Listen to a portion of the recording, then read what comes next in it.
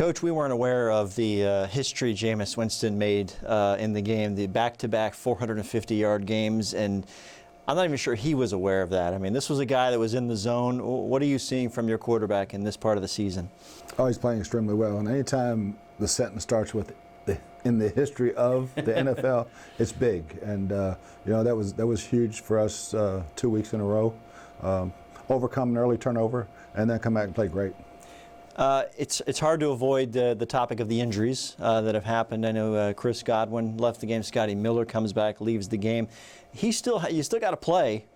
You had 11 different pass catchers in that game. I mean, collectively, no panic. However, how much of a crisis was this to get everybody in the right spots? Maybe you weren't prepared to do that. The coaches did a great job.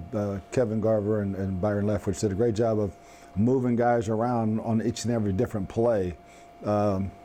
Ishmael's never played before. Hyman, he comes in, he's playing 3 different spots. Justin Watson's playing 3 different spots. So it was a little bit hectic on the sideline in the second half, but really got to give it credit to those guys, those coaches, and to Jameis, because he just kept putting it on the money. How nice is it to have Brashad Perriman on your roster right now, especially given the circumstances around him? I think a lot of people were down on him all year. I was never down on him because it was just a matter of opportunities. When you get your opportunities, you make the best of them, and he's done that. Offensive line, you had a guy starting for Donovan. How did he do? I thought it started out okay, had back-to-back penalties. Then he got stronger and stronger, and then the protection didn't really seem to be an issue at all. No, it was just, I think a little bit of butterflies going in there and just a poor judgment on the block in the back out on the screenplay. But overall, Josh played really well. Did you consciously try to get that run game going on? It didn't really work out. Is that a tribute to their defense, or were there issues you were worried about? A little bit of frustration by the runners. Not a great job of moving people. But again, the numbers of runs gave us the play-action passing game. Even though they weren't really successful, we started getting 4 and 5, but that kept the pocket clean to throw the ball way down the field. Sean Murphy-Bunting was the victim on that big Amendola catch, and he was even pass interference on the play as well. Comes right back with a 70-yard pick six. This is a young man who says you got to have a short memory, but there's also human nature involved in saying you got to have a short memory.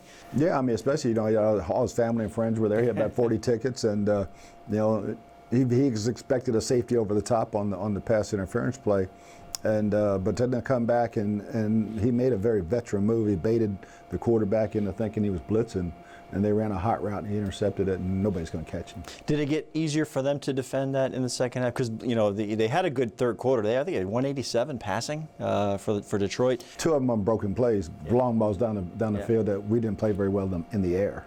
And then, but as the quarter went on, and particularly Sean's interception, he said he was reading that play. I mean, were they going back to the well too often? They were. Amendola's a heck of a player and a tough cover, especially in the slot. But they kept throwing those quick outs and stuff, and Sean just baited it perfect. All right, 2 more games to go, or 1 more game to go, as you guys are saying right now. This is a tough opponent coming in here with something to play for. It's a short week. I know you're dealing with injuries, so give me kind of the brief, condensed week version of how you're going to get through this and get up to Saturday and try and keep this thing going. Yeah, it's just next man up. We'll have guys in receiver numbers going out there to catch balls, and they'll know what they're doing. We'll have a game plan that we'll put together for things that they can do, not asking anybody to be Mike or not asking anybody to be Chris. Just be yourself and play within yourself, and see if we can score enough points to win.